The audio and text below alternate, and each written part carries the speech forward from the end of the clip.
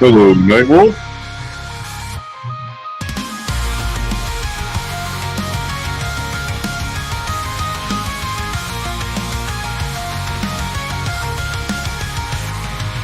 Tell me you have nothing to hide, but there's something deep inside we'll never know, you'll never show.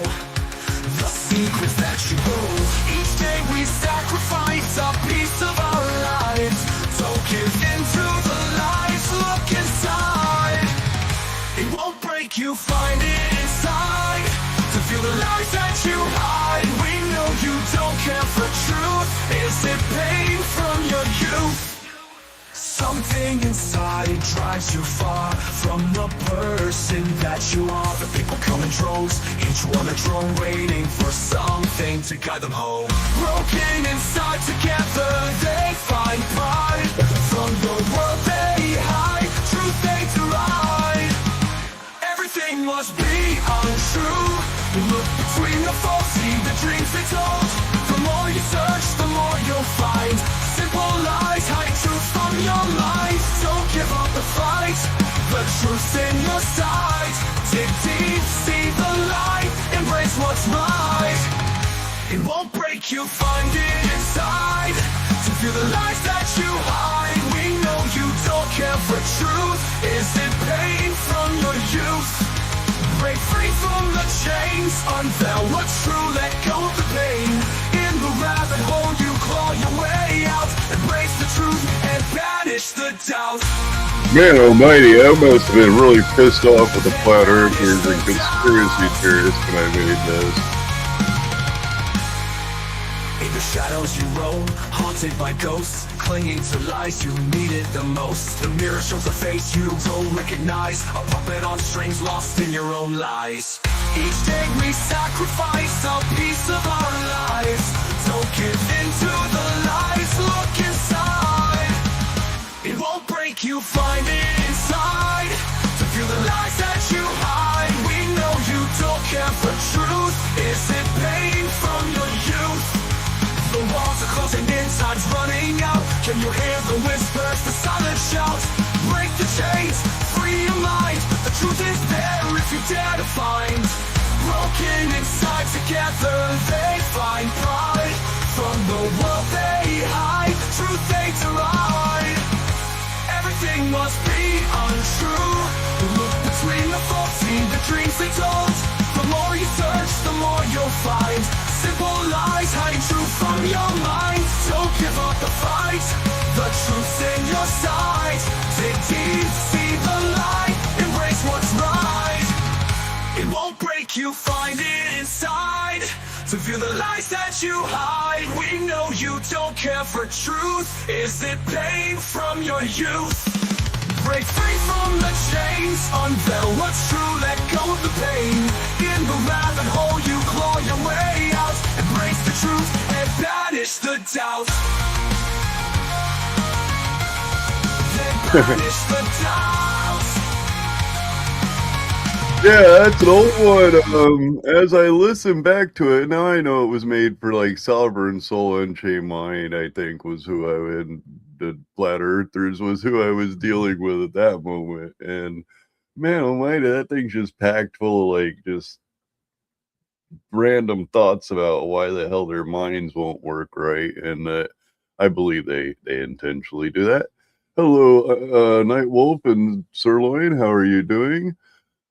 So I went over on Raging Tomatoes the other night, as I was telling you guys. I was really interested in that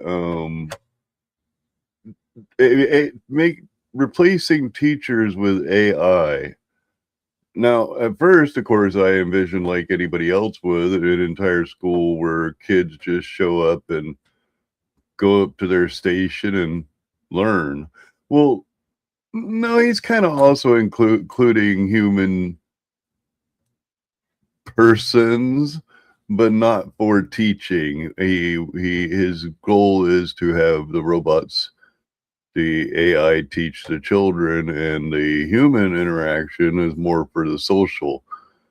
Now, my personal view on this is, I believe that if we were going to do something like this, it'd probably be better to use the AI for telling Jimmy how to act with Paul or, how to act with Mary or whatever, but then use the education, have our teachers give the education, because I have had personal experiences with AI, where it comes up with drastically wrong answers. And I get a little bit into that now. I don't want to start. I wanted to start just where I jumped into the panel because I hopped in way late. I got a little distracted over in Discord chatting with somebody and kind of missed the beginning of the show, so I had to watch it back at high speed. And doing so, I ended up being quite late before I joined the show. But I wanted to make sure that when I do this, I include this guy's premise. So I'm going to, which I don't normally do, I'm going to use a few minutes of Sarah's primary debate over on Raging Tomato. I'm not going to use any of MC Tunes, just the Paranoid American, so that I can get his point of view. If you guys want to see the complete debate, it's over there on Raging Tomatoes channel. And I also have to, at one point, I have to correct myself, which is hard for some people to do, but not necessarily for me. There was a point when I was discussing with, I think it was Alley Cat, what AI will do, and I told him that the AI would freak out and then stop. And he actually pointed out that his concluded with something that I didn't say was there. And, in the heat of the moment type discussion type thing, I could have swore I said it. And I made the argument that I did. However, I did not. On that, I will be showing you guys basically what I was explaining, because Orthodox Guy computer did have the problem. And I'm sure many other people on the panel's computer also had the problem. But the person I was speaking to, his came out quite a little bit different, and I understand why now. I absolutely understand why. So I'll be able to explain why, but that doesn't justify the fact that I argued that I had said something when I didn't. And I apologize for being wrong. You know what I mean? It happens. Anyway, so we're going to listen to his opening statement and a section that's a little bit past his opening statement that gives more clarification on it. Wife and aunt. Oh. And good evening. You even got the cue and you're Good evening, ladies and gentlemen. Welcome back. I am Sarah the Raging Tomato here, bringing to you another amazing debate between Paranoid American, who's back for more, and MC Tune making his way back to the screen. It's been a while. I forgot. Very excited to have you both here. This evening, they will be debating we should replace teachers with AI. Paranoid American, you have the affirmative claim. If you'd like to make your opening statement, please. Wow, we're just going to go right into it. All right, let's do this. All right, well, let me just get one thing just completely clear, that this is not whether we 5-year-olds need adults. Of course they do. This is more about if the adult in that room needs to be a primary lecturer, a curriculum designer, a grader, a tutor, a behavior manager, a counselor, a babysitter, all of these things at the exact same time, right? We already have job roles called paraprofessionals. We have assistant teachers. They're the ones that tend to handle supervision and like the human support element.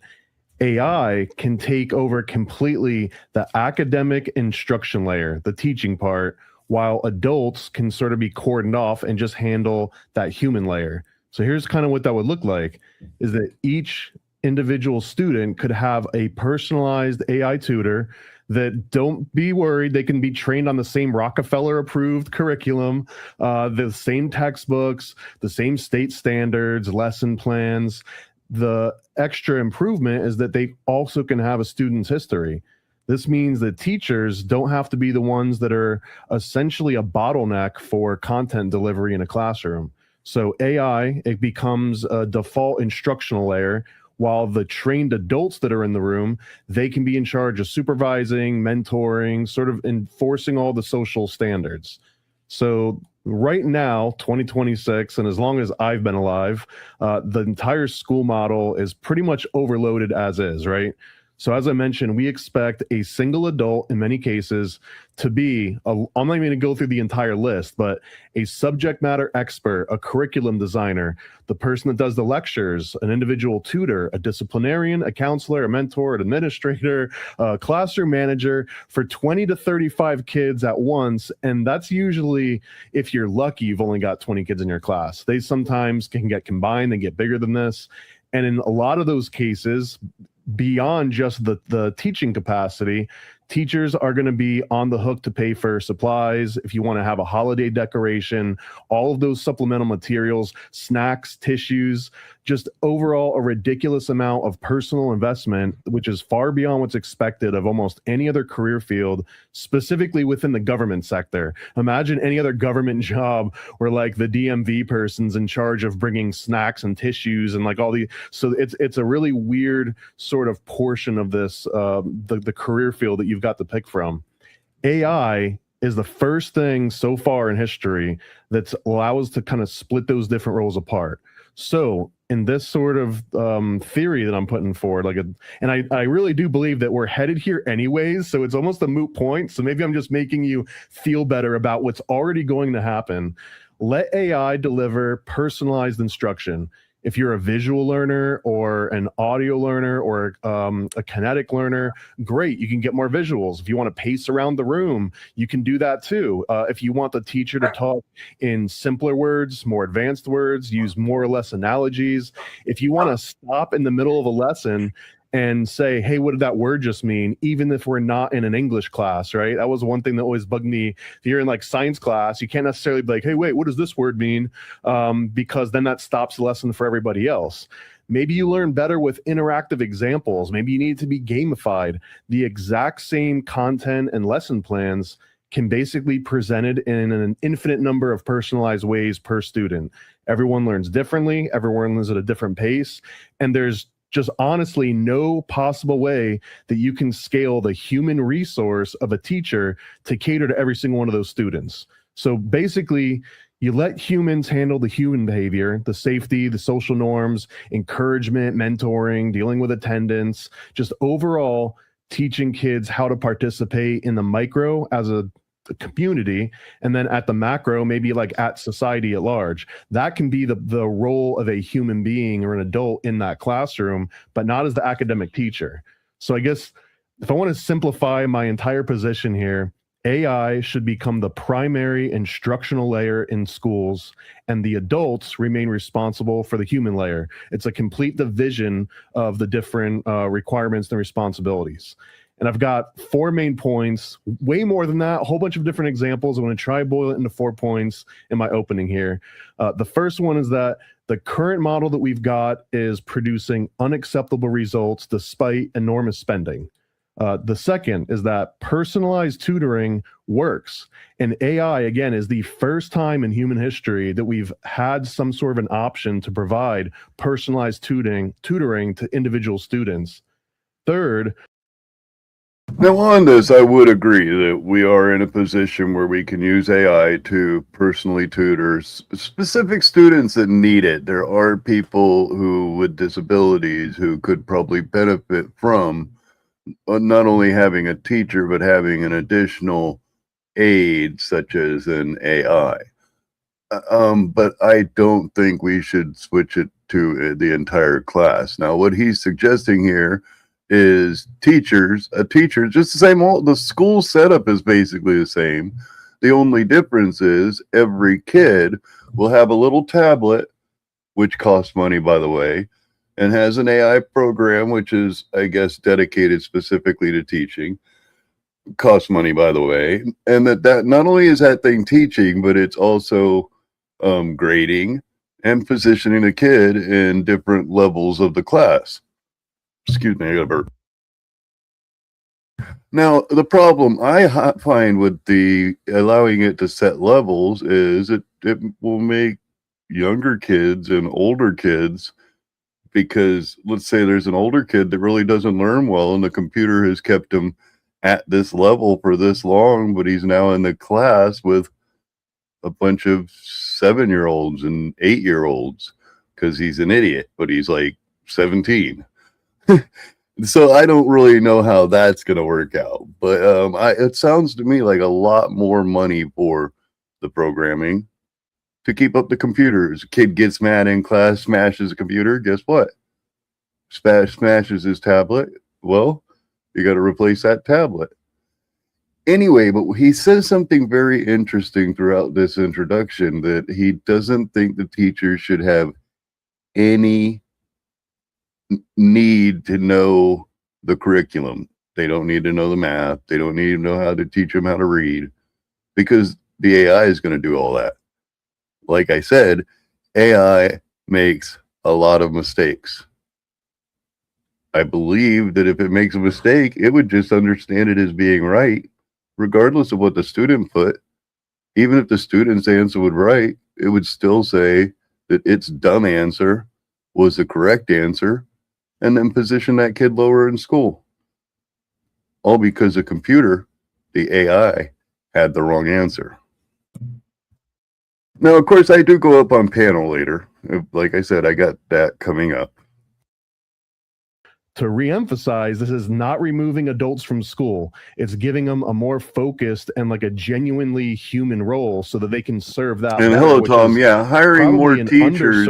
It would be good to have like the school is that all that becomes secondary. And then fourth, the risks of using AI can be completely mitigated through curriculum limits, testing, auditability, human oversight. In fact, they could be open sourced. So now the curriculum and the lessons plans and the entire knowledge base, what to teach, how to teach it, who to teach it to, can be accessible by anybody because it's open source. Approved by anyone, so that it's actually iterative, almost day to day. So the status quo is not really enough. We spend plenty on education. We're going to get into that in the weeds. I didn't catch that until just now. Open source. So all of your kids' education is open source. His information, his or her information, all of that's open source. Dude, that's pretty retarded. When we're talking through this debate, and more, I mean, that's a risk.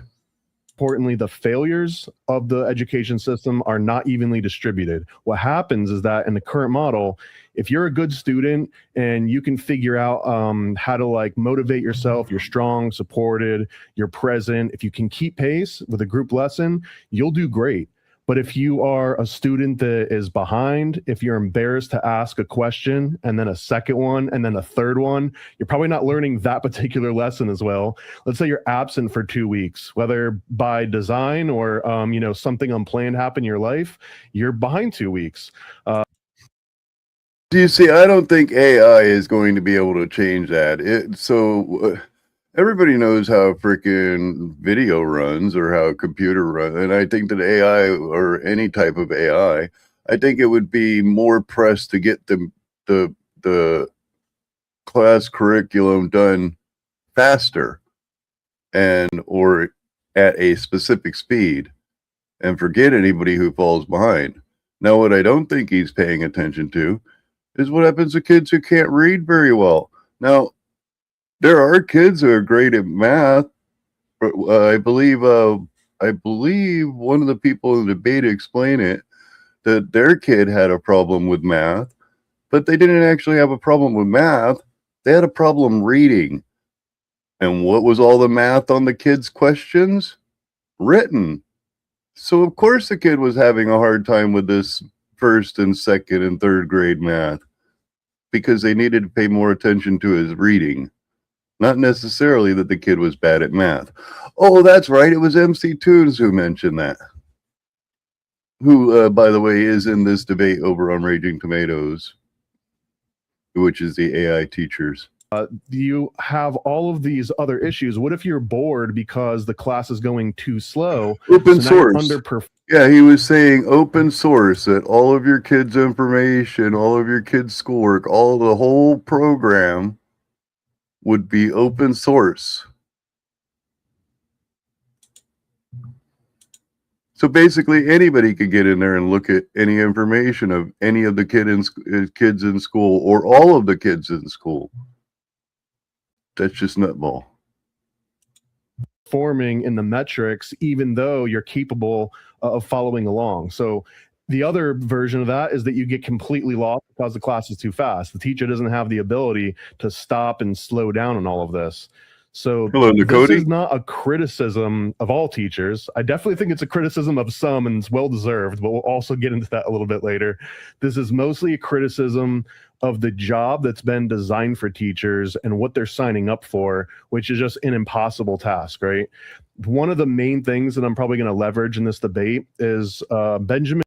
It's not okay. We've been teaching children forever without a problem. Actually, if we go back and we look at the scores from the kids in the 40s and 50s, they had a lot higher scores than kids today who actually have access to some of this computer and AI technology. Bloom had something called a 2 sigma problem. And basically what it showed is that one-on-one tutoring produces dramatically better outcomes than conventional classroom instruction. That's probably been known for a while, but the problem with that is that, which has also been known for a while, we just simply don't have enough personal human tutors for every single human child. AI is the very first thing that has been able to change that. And only recently, within maybe the last 4 or 5 years, it's gotten to the level that we can actually approach this. So this is not just AI hype. This is going to be based on all sorts of meaningful gains that happened before even ChatGPT existed. And I'm excited to go through some of those specific examples. Well, I want to be clear that I'm... Now, this was, I believe, in between MC Toon beginning his presentation, that he wanted to clarify his position. And then after that, I believe, is his second part of his opening, half of it. I am for the AI taking over the teaching role and not necessarily... Just wanted to make sure it's very clear that he's wanting them to take over the teaching role. He doesn't want the teachers to know anything. Necessarily the administrative assistance part, but the actual education part. So like more like you are it. This picture right here, pretty close, minus the goofy mouth on the background. All right, I want to have the opportunity to address some of the great points that you made in your response. Oh shoot, I forgot to cut the screen down. First major thing that both of us need to figure out what like the level playing field is that I'm definitely not saying that kids go into a warehouse and there's just laptops set up and like a big video security system and like a loudspeaker yelling like, hey, number 352. Well, that's a positive. Like, that's not necessarily. I think that the strongest argument here is that right now the number of roles that a teacher has to play, but not just that, the qualifications in order to become a teacher, we can decouple that, right? If you're a software engineer, imagine the decouple sort of practice where now you don't have this one single point of failure that's responsible as this like turnkey for everything. And now you can actually have somebody dedicated just to the disciplinarian, the human aspect, and everything else is taken over through education. And I'll go through the bullet points on this.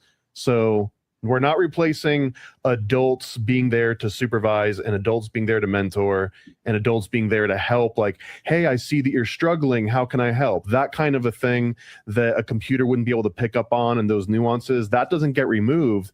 But that human in the room is not required to know how algebra works or, when Columbus sailed the ocean blue. They don't have to know any of that. They just have to have personal skills, and that would allow them. So when AI messes up, if nobody knows anything, who knows that the AI messed up?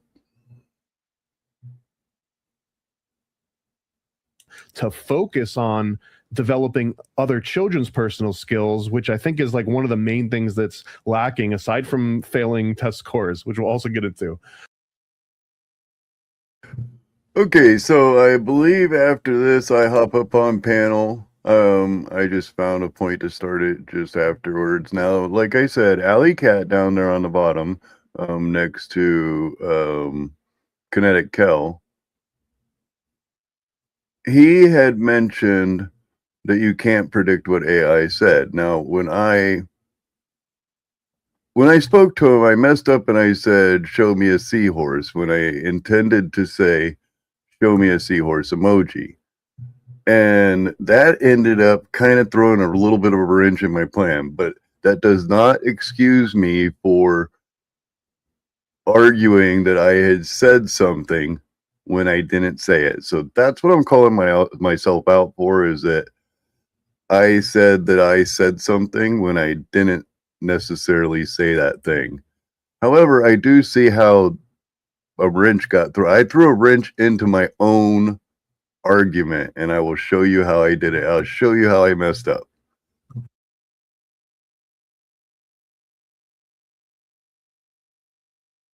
Yeah, I'm not into the AI teachers thing at all. You'll see by the end of this little debate section here. Great debate, you guys. Appreciate Paranoid for coming on up here and sticking out through the gauntlet with all these degenerates and everything. So I appreciate you for that and everything. I feel at home, so thank you. Good. Thanks again, sir. Appreciate it. Good night, everybody. Always good night for the win.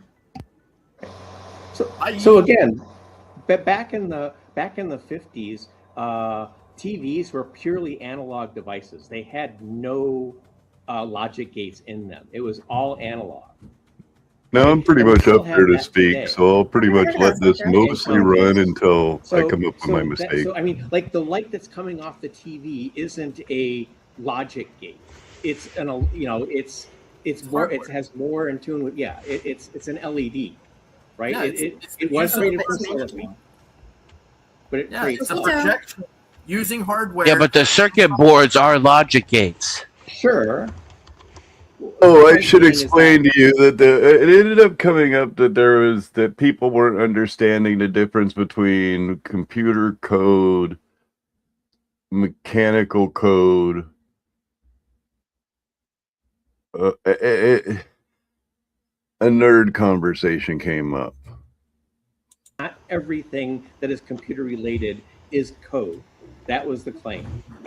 Well, that and most digital cameras are using a sensor. They're not actually taking your image. They're taking digital numbers and creating you out of it. All software is. Will you show some love? Who's built? Great call. It's like the abacus. Yeah, no, absolutely. Right. So you have the numbers that you're logically using in your mind, and then you've got the literal device, right?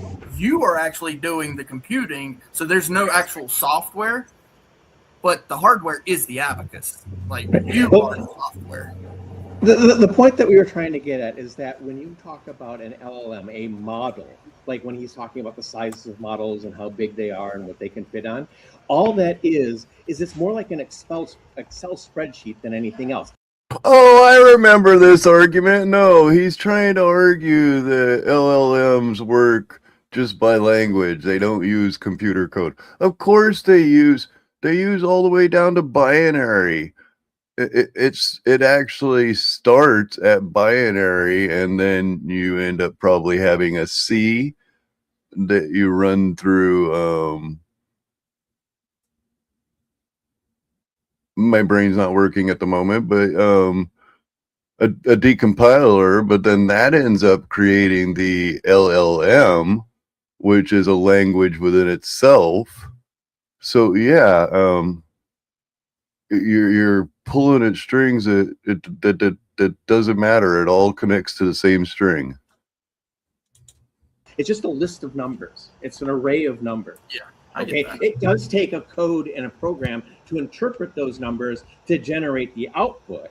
So that's fair. But the model itself is just a set of numbers. It's not code. Okay. And so when I'm talking about, well, sort of. So when I'm talking about a concept, that's like saying an array in a program is not code. 'Cause Right. it's an array inside the code. It's data. There's a difference. So Yeah, no. It's a purely semantical one, and it makes no difference whatsoever. Wasn't it the It's- Arrays are data structures. Holy shit! The fallacy is false. The proper response here would be beep beep boop beep boop beep beep boop beep boop boop beep. That's what lost Gina Carraro her Disney career. I'm not going to say that. Fuck you! Fuck you! Fuck you! Fuck you! You're cool.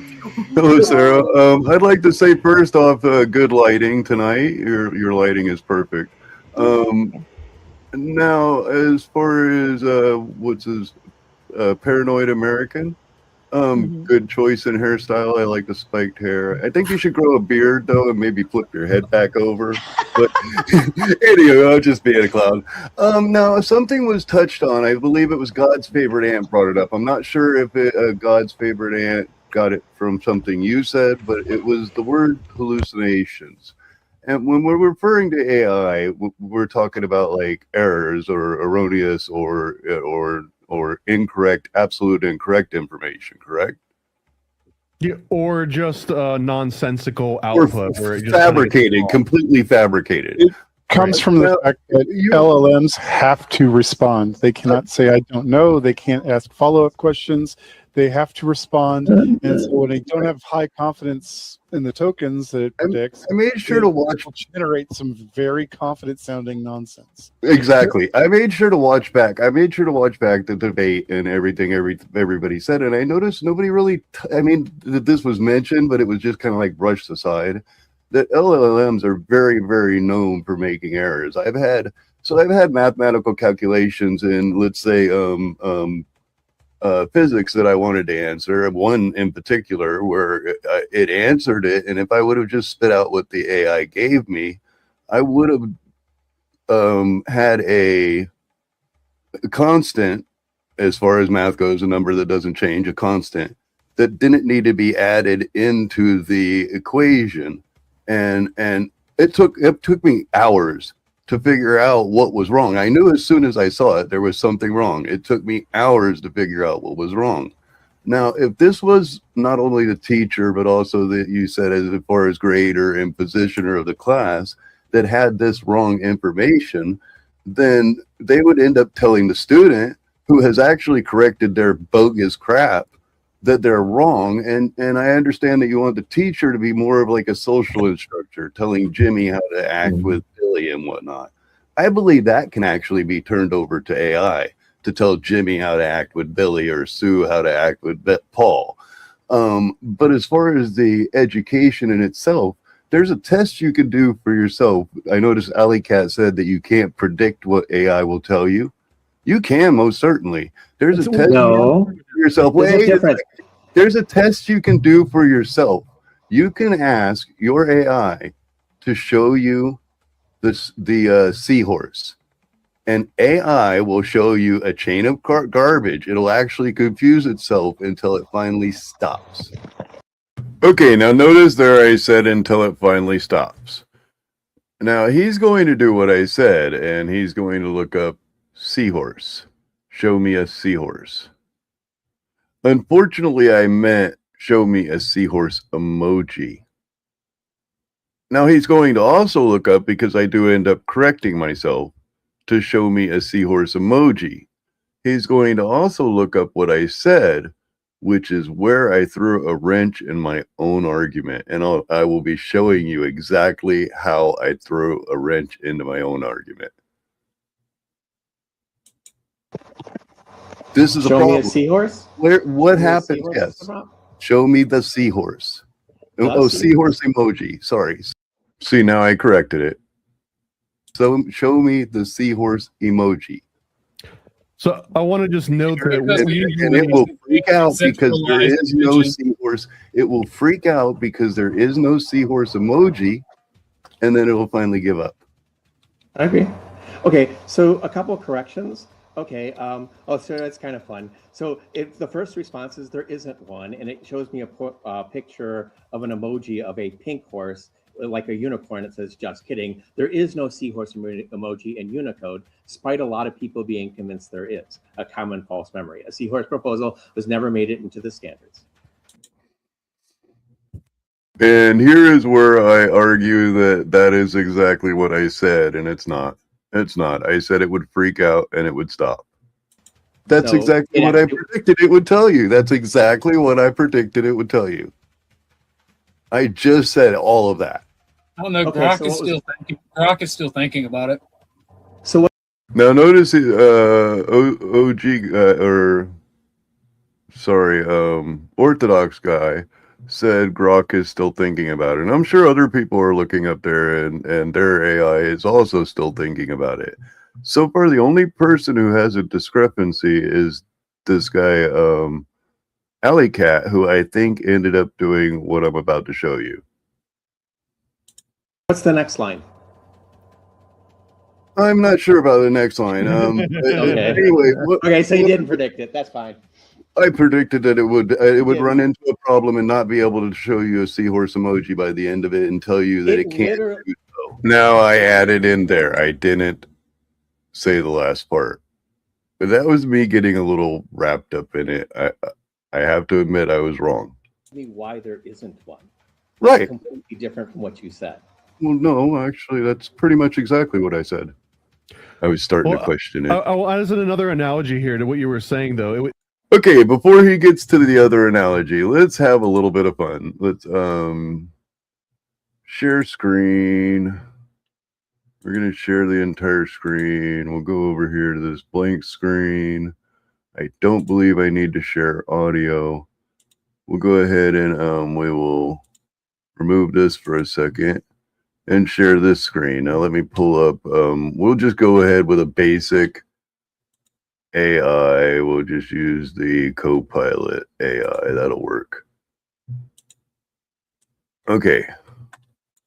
Now, if we go over to AI and we ask it, as I said,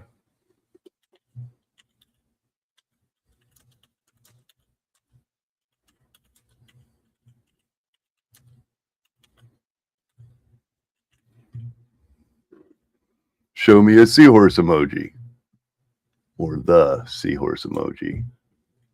I don't think it really matters.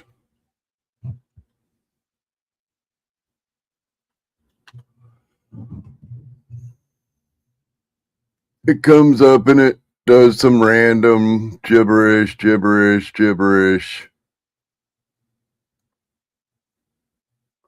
And then it asks me if you want the octopus emoji or the jellyfish emoji, I can absolutely do those for you. So it figured out that it can't do it. And it just stopped. It tried all kinds of different emojis and then stopped. Now, however, I can do the same thing and produce an absolutely different result. But I have to do something first. So if he searched, no, this is, but Grok will do the same thing. You can look at it in Grok. Grok will do the same thing. It'll go retarded and can't finish it. So if you search first for show me or show me a seahorse,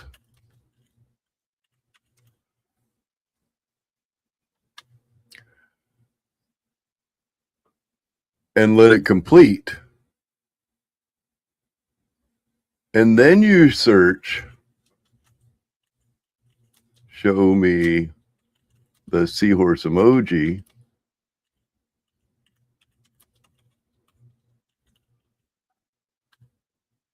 You get a completely different result.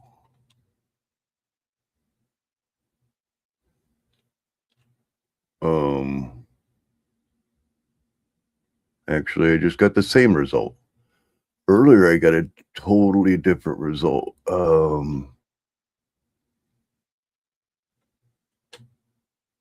Shoot. Let's see if the is different from What did I look for there? The.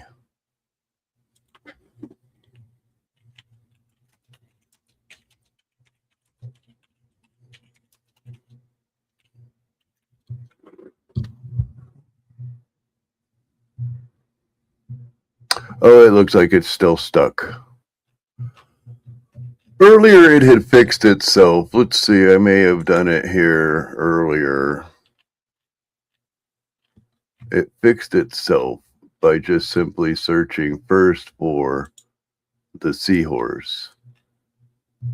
There's search for the seahorse. Ah, there it is.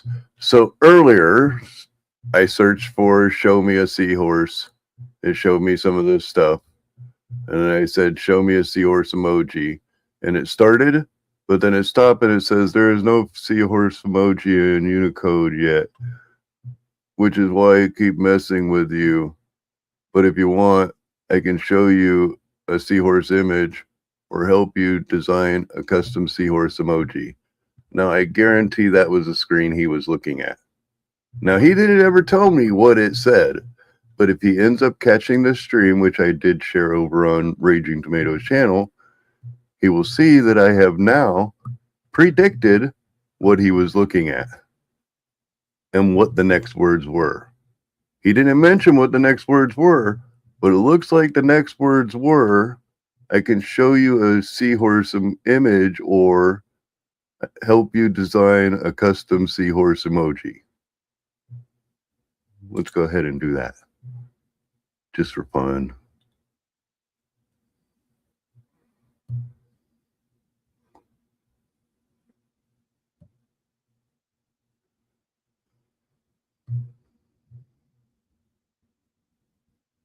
Yeah, that's for sure. It learned and is giving me a hard time.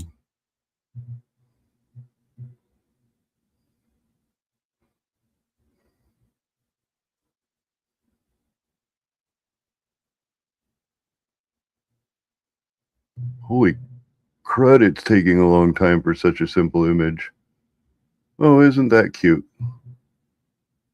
Anywho, so that was a lot of fun. So I figured out where my problem was. It's how I said it and how he looked it up. And I guarantee he first searched what I said first. Show me a seahorse emoji or a seahorse. And then second, looked up, show me a seahorse emoji. And it put the two together and went, I can't do that. So we'll go ahead and we'll go back there. But I argued that I said something that I did not say, so I figured I had to at least own up to that. But you can predict what it says. Be like the math one that you said it gave you a constant, you had to spend time tracking it down. See, what my argument there was is that everybody who looked for the thing I was looking for, I knew the final integer. And I knew the basic way to get to it. And I knew the beginning and the end, but I didn't know the middle parts. So I needed AI to help me fill in all the middle parts. And that's where it made a mistake. So, and when it calculated, it came out with a different integer than I needed, which meant that the stupid AI messed up. Because the integer I was looking for was in reality constant. That would be the equivalent of you going to your English teacher and asking her a math question. But what what a lot of these models can do is they're smart enough, at least now, that if you go and ask your English teacher, the LLMs or your English teacher's like, you know what? I know you asked me this. I don't have the answer. Run Let for me a go little and ask bit the math since I teacher. corrected myself, So or didn't correct myself, admitted to my error. What's going to happen is the LLM is going to write a program, and the program can do the math, and then the math will You're referring to the human teacher when you say teacher, not the when the LLM runs into a problem, it should infer to the human teacher? Is that what you were saying there? No, I mean that you ask the LLM a math question, and the LLM has a harness or some sort of interface that you're working with, and the LLM can use natural language processing and a host of other tools and be like, oh, this person just asked me a math question. I'm an LLM. I'm an English teacher. I'm using that as a metaphor. I'm talking all AI right now, no humans. Well, that's a fake LLM. Now, I use a lot of AI, and that's not an LLM that we have in existence right now. We don't have one that's able to, and I've tried. I tried to get it to fix itself, and it couldn't. That's why I resorted to, because I knew it was wrong. I knew it was wrong. That's why I hate to say it, but it's user error. That's why I resorted to my own math. Now, but you could have. If this was the LLM teacher, it's going to grade the student as such, place the student in a position, and no human is there to ever check what went on. That's none of. So okay, no. Okay, so can I help you on this one? Yeah, please, Alicat. What I've been doing over the past month is actually working on this exact same problem, and that basically is how do you make sure that you can have an LLM grounded in truth? Okay. In other words, how do you keep it from drifting? How do you keep it like to your point, an LLM will extremely confidently tell you something is right when it is wrong. Right. There's no doubt about it that is what the answer is. And it'll be extremely confident, but it's completely wrong. So the big question becomes, well, how do you ground it? How do you keep it from drifting Sounds to like the a point where person. it says something, the one thing one way, and then 2 hours later it tells you the exact opposite, right? And there are a lot of tricks that you have to do in order to make that happen. He had mentioned one, it's like SAG, is basically where you have what we created was like an oracle. So it was a piece of text written in memory that says, this is the ground truth. Everything you do or say must be checked against this ground truth before you tell me that it's right or wrong. Okay. And then you run into Big Brother controlling what is right or what is wrong. Oh, yes. You're totally right. But okay, we'll go to with the ortho bros out here, like Clay, an Orthodox guy. That's actually a problem in philosophy too, right? You're not only wrong, but you just don't know what the fuck you're talking about all the way around. I'm not an ortho bro. The name's misspelled. The fuck. Oh, I'm sorry. Okay, then you're not. I thought maybe you're an Orthodox. I know Clay is, and I know Clay understands this problem really, really well. I am not even close. Clay is not an ortho bro either. Those guys, because they don't use logic when it's convenient and then feelings when it's convenient, right? What they do is they say, oh, you're in your feelings now, but then they go, well, what's the morality of that? And guess what morals are? Feelings. In your scenario, you said specifically that the teachers shouldn't know any of the information that should be taught to the students. I think that actually is a horrible idea because, like I said, when there is an error, nobody is there to catch it, or at least nobody bright enough. The only person that's there is like a social worker. And I would prefer to have the human mind. Now, a reason why I say that is like a lot of our grading problem isn't necessarily, it could be the curriculum, but a lot of it is school problems. A good example of this would be the movie Lean on Me. Okay, all of the teachers were just lazy. They weren't really teaching class. They weren't doing anything. They were allowing drug dealers to overrun the school. This one dean got in there and he changed the way the teachers taught. He didn't change the curriculum. He changed the way the teachers taught. He locked out the bad guys. He found out where that problem was. He changed the entire school. It was not the school curriculum that really needed change, or the school song that ended up getting changed throughout the show. It was more of the individual, the one single key person that was required to change everything and make that school a great school. And they weren't a teacher, by the way. That was the principal. Right. It was a dean. It was a non-education principal dean. Dean, principal, semantics. You know. Well, not really, because that's more. I use the word dean. I'm sorry, principal. There was a similar story, but still, it is the point is that it was the individual human interaction that was needed. A Right, robot. but that human being can still exist in a school where the education is being handled by AI. That dean can still be there and kick ass and kick people out of the class. No, I believe that computer would be the dull teacher that doesn't want to do anything different but teach the student the curriculum and doesn't care about the drug dealers. Why would you use AI? Why would you use It's AI? AI. It doesn't care about if Paul is grabbing Sully all the time. All it cares about is I need to respond. Go ahead. Tom says, "How can I possibly sleep when y'all confusing signals encoded I had to data run with to the store code, real quick. machine instructions with AI models, mathematical representations of X? Tired old man, y'all fucking it up." Right? Tom's pissed. All right, Clay. Okay. Let's set this moment properly. Okay. Oh no. I knew. Listen. You're talking about ciphers. Okay. So yes, you are correct when it comes to the definitional stance in computer technology in the software. That these are the answers that are given, the machine instructions versus the encoded data. What we get for answers. I was on this because I need to know, right?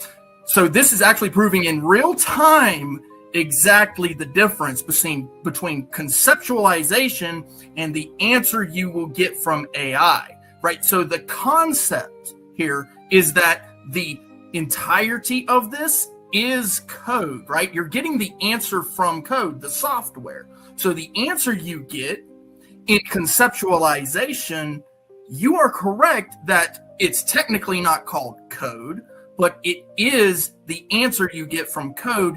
Conceptually, it is code, sir. I appreciate it. Tom, thank you so much, sir.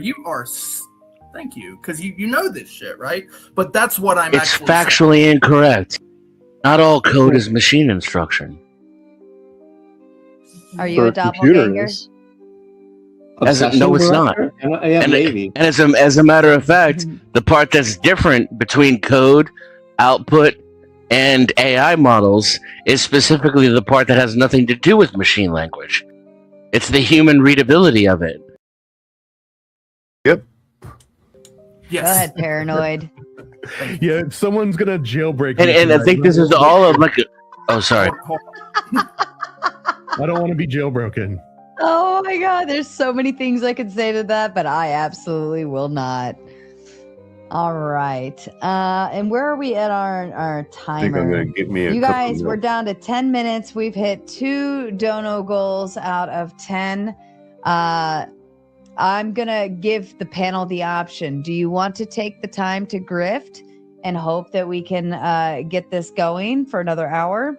Or do you want to take a failure here and call it quits? You can utilize this moment to punish the chat. It is up to you. We'll go around the room. You tell me what you want to do. Ant, you want to grift or you want to shut her down? Doom. What the fuck's that supposed to mean? Doom? Doom. You want to grift or you want to shut it down? Shut it down. Uncle Gun Oh. style. He goes. Doom. Okay. All right. Paranoid American. What do you think? I'm not gonna last another hour, so it doesn't really matter. Even if you guys keep going, I'm gonna pass out eventually. All right. He's neutral. He doesn't care. Crack baby. You know what? Fuck this little lazy ass Negroes. You know how about this? You just shut that shit down, all right? That's what you do. Shut that All right. shit down. 2 for shutdown. Denizen.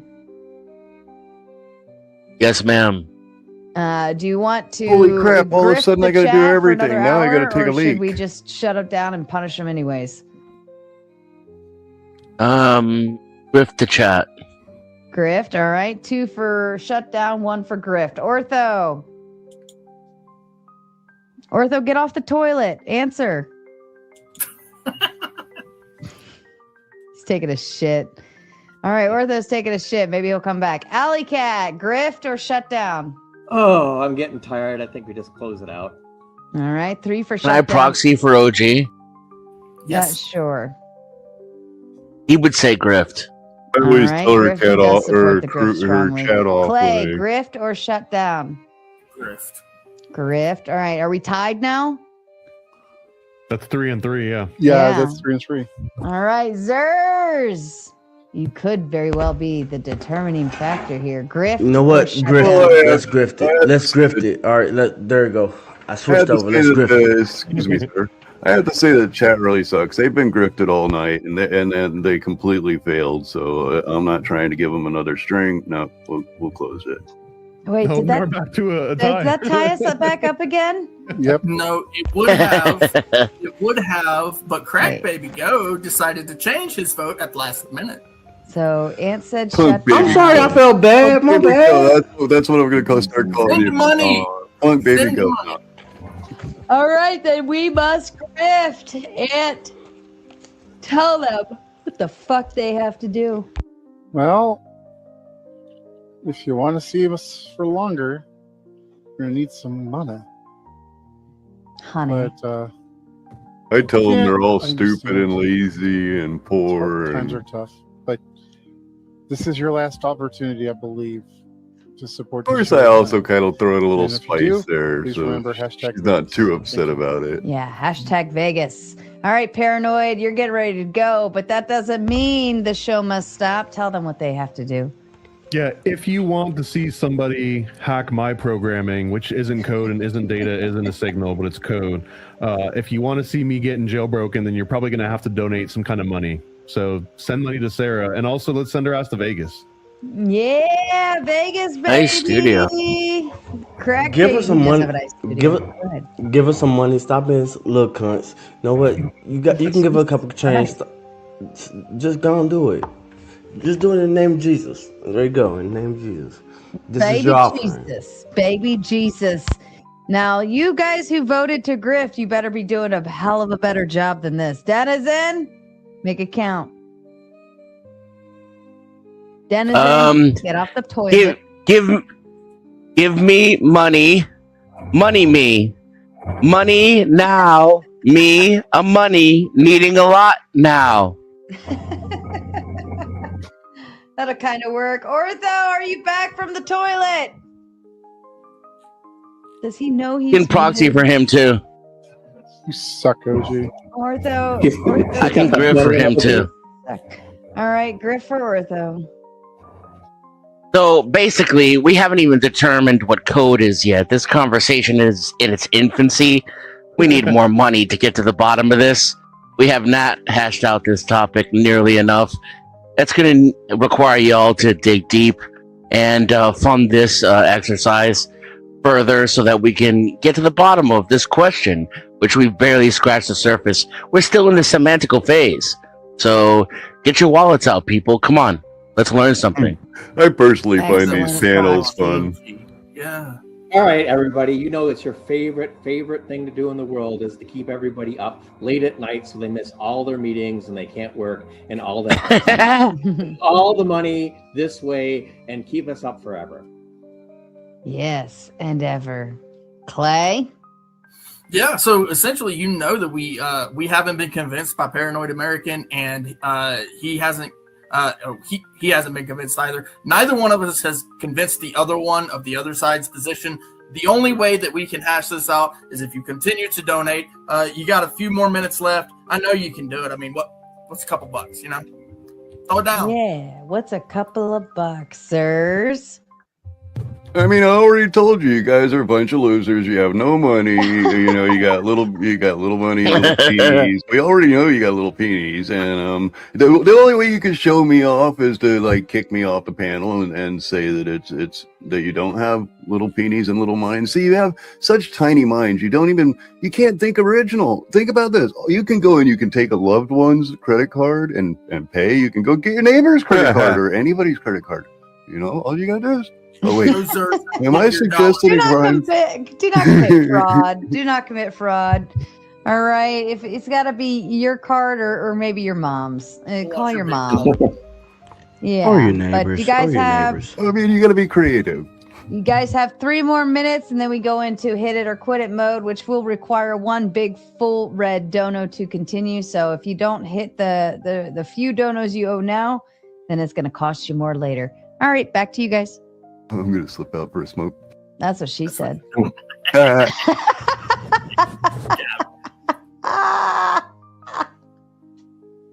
good. Yeah. So, what do you think about that, Paranoid? When Tom Carpenter came up with his chat, and that's why I was so adamant to answer that. He proved in real time why it's not possible because I literally did the thing, and I'm like, no, that's wrong, because conceptually it is coding. It's the end, sure. It okay, fine. Then explain to me how it's not conceptually the same thing. I feel like the conceptual word is just like doing all this extra duty. I'm saying it's not code, because you can take the weights of a model and you can take an input stream of data and you can process that by hand on paper without using a computer of any kind. So you can actually still use weights, still use input, but get rid of the code and just do it organically. So that proves that those other two things, the data and the weights, are not the same as code. Again, you can do that with code. I can, but the data that is produced from the AI, the large language model, is not producing a human conception. It's producing a programmed conception that's already programmed in there, sir. That is coding in conception. I would disagree. The same way that a court stenographer types in a completely different language than you would be able to read, but that's not a computer. That's just a different language that makes that job easier, and it's more optimized to be able to type faster and capture more information in a smaller amount of space, which is essentially, at a simplistic way, that's what these AI weights are doing. Thank you for proving why I want cameras in the courtroom. This is exactly why. This is exactly why. This is why that you should not trust that some computer model is going to produce exactly what happened or the exact conception that a person can relay to you, right? So when the witness is on the stand, he is giving his testimony. Bam, bam, bam, bam, bam.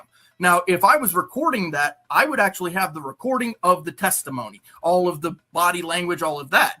But the stenographer not only does not get the body language, but the stenographer doesn't even get every single word. I'm sitting there watching a court case, and the stenographer's, can you slow down? Can you slow down?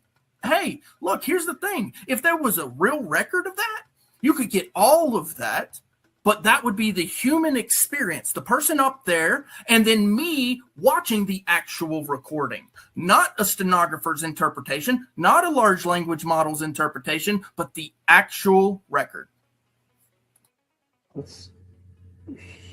It's fair from the point This doesn't work for you, though, with replacing teachers. Because with teachers, you still have the human factor, and they're less reliable. The LLM would be better at recording over time. You know, where obviously there's some improvement to be made. But over time, an LLM is going to be better at creating a more accurate record. And also what I'm saying using already existing record in order to translate to an audience or a class in this case. And I think it's a misapplication of the technology itself, because this is going to be a tool that will replace teaching, not necessarily all humans involved that could be categorized as teachers, right?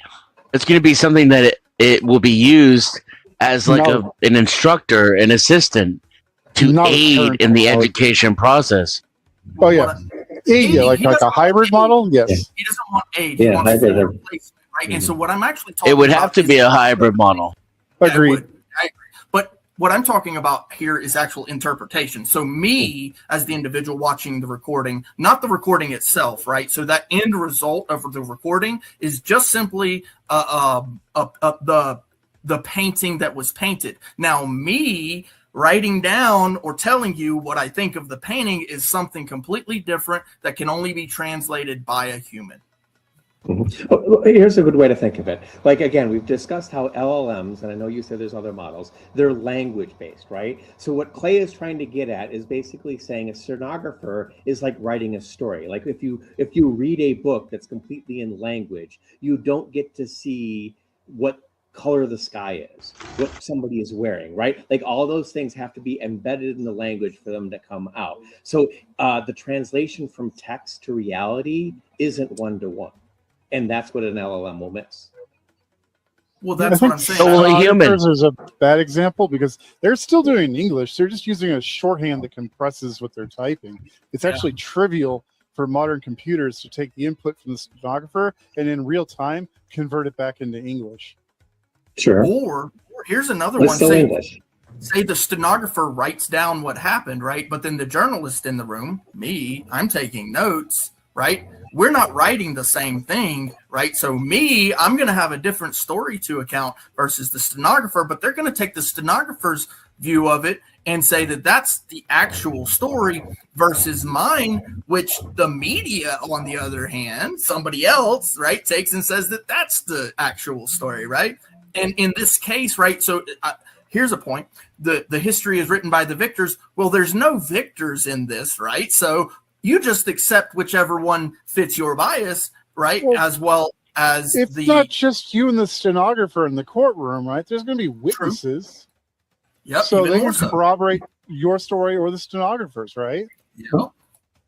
You have court artists too, right? Like they'll actually draw the court representation. You've seen court artists when things are not, that's another way. But that's just getting at the point that LLMs are language based and we have 5 senses, right? So you're not capturing all the information. An LLM can't capture all the information from a particular scene. And they're a human is going to capture more of that sensory information. Just imagine you're in the classroom, right? And the large language model's up there giving its dissertation as to learning what the topic is, but your buddy behind you just fucking farted. Now everybody needs to clear out the goddamn classroom because that shit's stinking. So let's put yourself in university. You're in the middle of a lecture and your buddy farted. Do you really think they're going to close down the class so everybody can get out of there? Or are you going to have to press through that darn lecture smelling that fart? I believe you're going to have to press through that class. Or what type of idiot thinks they're going to close down the darn university classroom, the lecture, in order to clear out for somebody farted? But anyway, it is kind of odd to be on the panel tonight, though, with most of the people. Basically, I agree with everybody's opinion, except for Paranoid American, pretty much. Okay, what is the large language model? Oh, and Alley Cat. Gonna do about that shit? Nothing. It's not gonna do a damn thing. It's just gonna keep on doing its dissertation, and everybody's gonna miss the thing because they're filing out. No, it's gonna mimic you and say you should leave because it stinks. In a and it'll even make a joke about your friend's diet. It very well may. In that scenario, though, it's not that there's one LLM at the head of the class teaching to everyone. It's that every single person in that room has a personalized version of that LLM. So the kids that are able to work through a far. Think of how expensive that is for every single kid in every school across the United States of America to have a tablet with an LLM that's specifically designed to teach them. And of course, no LLMs or AI, because not only LLMs are going to be included in that. If you have to teach them math, that's going to be an AI. So, yeah.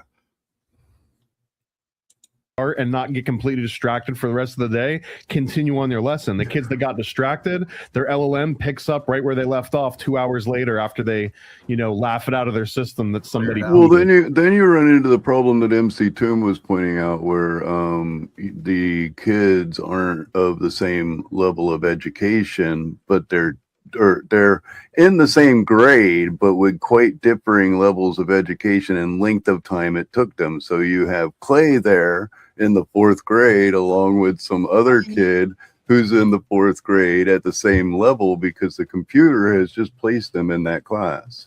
Right. I mean, Yeah, we're and kind so- of describing what the current education system works like already without AI. I still didn't look it up. I mentioned here in a moment that I believe that schools can only hold you back so long before they're either required to kick you out or pass you on. But I still haven't looked that up. Right, but then the teacher can actually give feedback not only to the curriculum itself, but the student, right? Ideally, they can, but not always do they do that. And also, I mean, everyone's been talking like, well, a teacher can hold the kid back, or you can like do this remediation or help them out. If you've got a room full of 40 kids, that's not happening to every one of those kids. It's going to only be the ones the teacher likes. And on top of that, ever since No Child Left Behind, even if you don't get anything right, you don't pass in any of your homework, you screw up all the tests, you're still going to the next grade because that teacher doesn't want to deal with you for another year. And that's the exact well, reason. that, and I believe there's probably guardrails in place for putting a child in the 6th grade, let's say, for 20 years. They probably have a guardrail that the school has to take the option of either kicking the kid out of the school or passing them along. And that, I mean, is in a way good and not, because the kid never learns, but it also couldn't be that the kid's not learning. It could be most simply your solve that kid may need AI to teach them. Now, as far as that type of individual selective AI teaching, I am absolutely for. But as far as cross the board AI and nobody in the school, like you said, nobody in the school knowing if the AI is right or wrong, that I don't approve of. But I do approve of individual AI teaching where it's required. Well, I'll In take an it. ideal world, I agree. So I guess upon looking it up, there's no federal law. There are some state laws, I guess, which require a student only be, it says most states allow a student to be retained only once in a given grade. For example, many districts follow a one-time retention policy, meaning a child can repeat a grade, blah, blah, blah. That's from Wikipedia. Some states or district.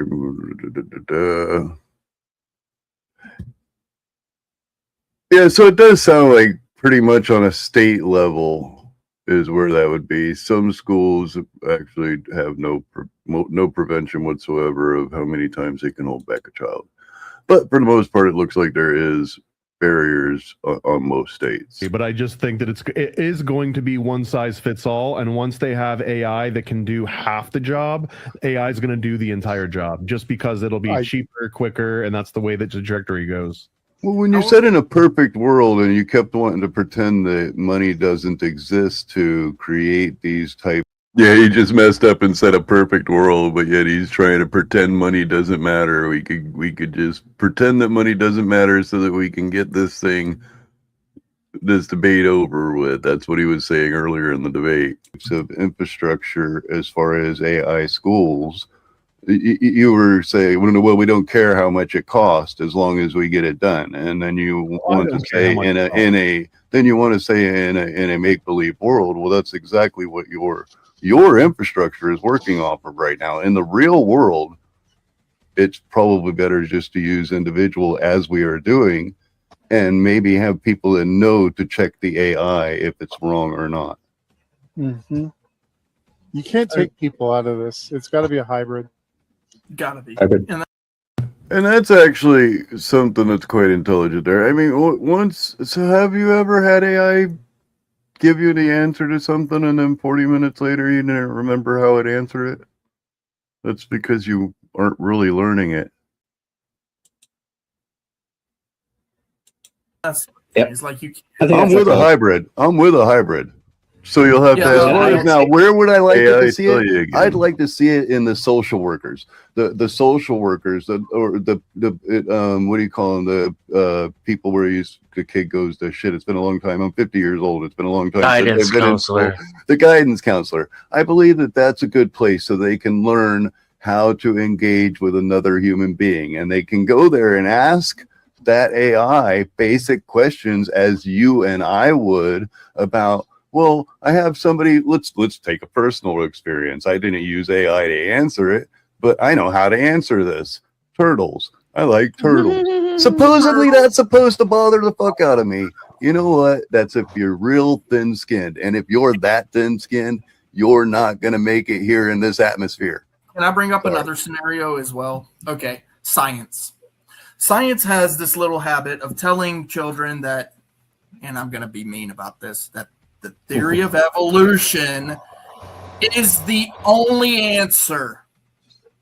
This, sir, is not true.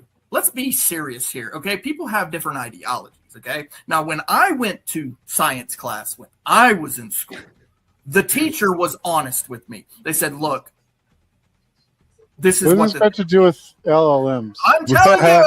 Shut the fuck up so you can listen, asshole.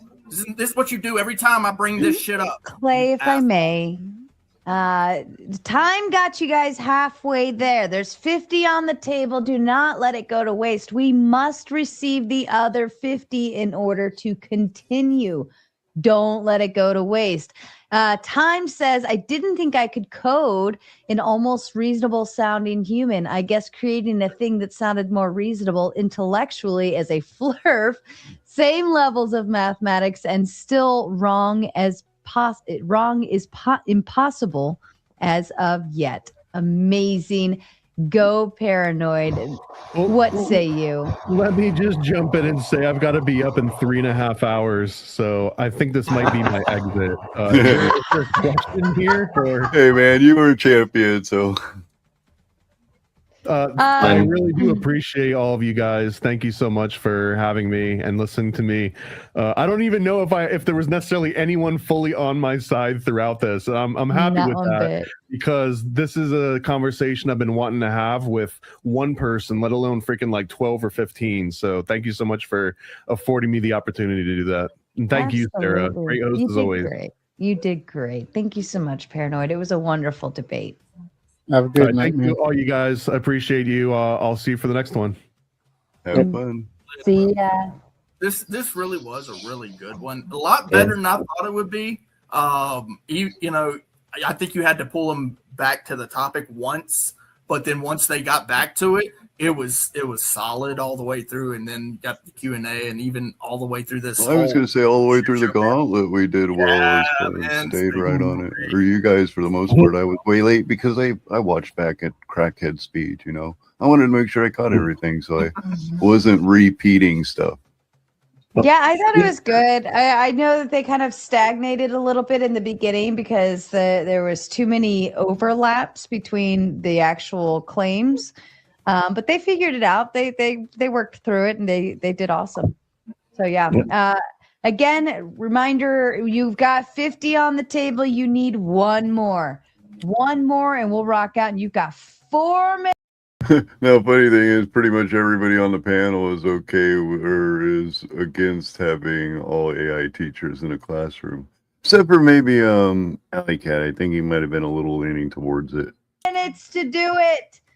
4 minutes. That timer's hard locked at the end. That timer it's the hit it or quit it timer. Like there are no more forgiveness, graces, or any of that such. So one more pink, and you get your extra hour. So you can do red. I think what made this topic really difficult is something that was said early on. Like we've had automation in the classroom forever. Like, you know, going back to the 50s with, you know, the drivers, helpers and whatnot, and automation, you know, they've mentioned Apple computers and stuff like that. So we've always seen education kind of embrace this automation. And now it's the whole AI bubble where it's like, oh, everything could be AI. So let's replace the teacher. And I don't think that even exists in a lot of places. Like, okay, I'm a programmer, like dead on set. Oh, you're going to get replaced. Guess what? I'm not. Why? Because I'm understanding the tool, I'm using it, and I'm 10 times more productive than I was before the tool. Right. So it's you still need the people to get the job done. And I think that was what the main point that people were saying, is that people still have to be there to do people things. And that's where I think the confusion comes down to, and why it's such an interesting and good topic. There's a lot of room for improvement, but again, I'm with a lot of everybody that's rest on the panel. I don't think you're going to eliminate the human element. You know, I used to say that years ago, but now as I watch robotic technology advance more to, I mean, possibly even better than Star Wars as far as the dexterity of the robots that we have now, I start to wonder if those robots can't also be programmed to do those people things that we thought would always require a person. I don't think it's possible. Yeah. Go ahead, Clay. Sure. Fourth wise man comes in with the big 50. Finish off the dono goal. Thank you, sir. You are awesome. He says, other half of 50. I heard Clay say teacher didn't lie to him. Did the teacher tell Clay fighting water is a good thing? Jokey joke. Hi, everyone. Can't stay too long. Busy at the moment. And he did not put hashtag Vegas, sir. You need to throw another 50 down and put hashtag Vegas. Well, I mean, you didn't yodel, so. And yeah, that's what I'm talking about. Like a self-checkout. It still needs to have somebody to put receipts in it. It still needs to have somebody to maintain it when it breaks down, and they break down quite a bit. It needs somebody there to basically run. Of course, the one person can run multiple machines. However, I am starting to see where they can just create a machine to do all of that.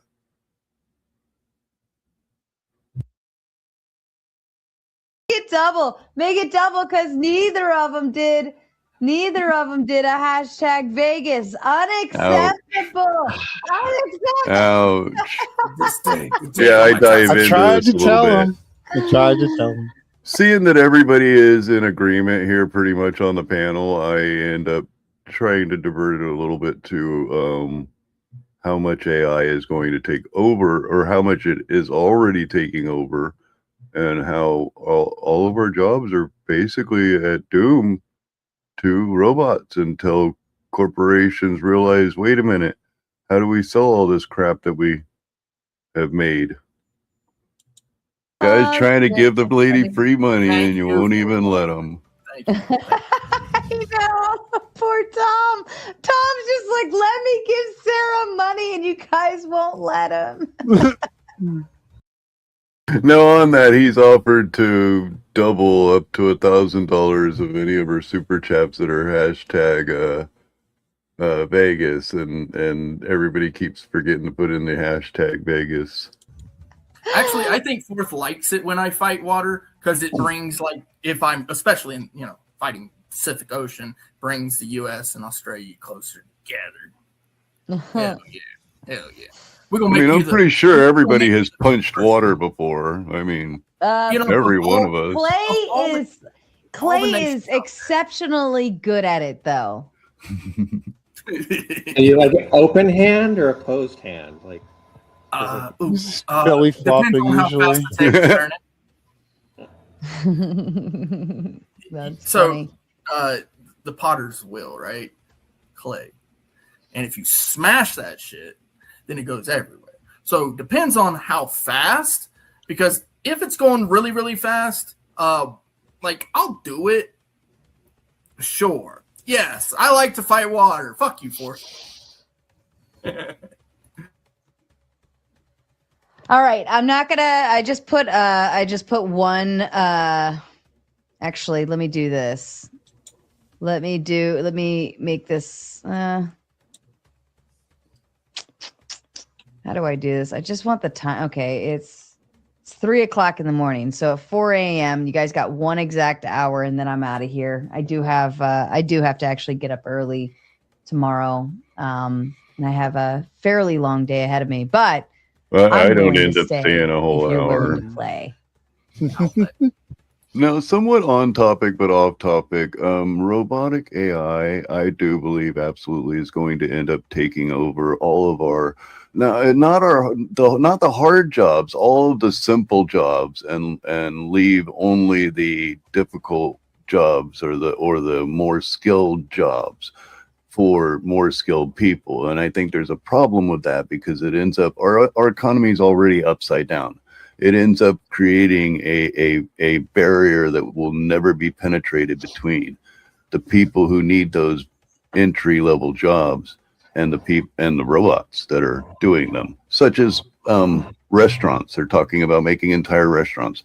I watched a robot for 96 hours do a task where he slid boxes on a conveyor belt, and then they brought in this kid who could only work 4 to 6 hours. And then he went home for the day where the robot just continued.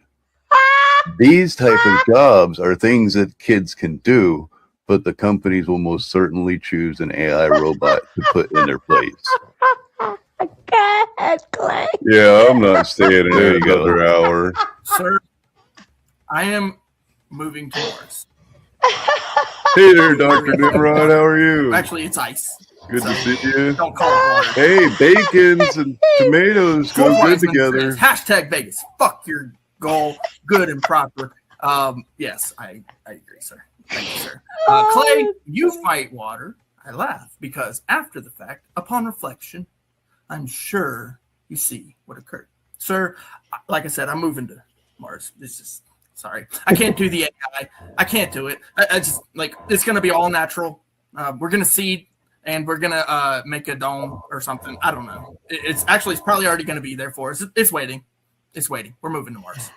Oh, you know what though? I love how the fact that he used upon reflection.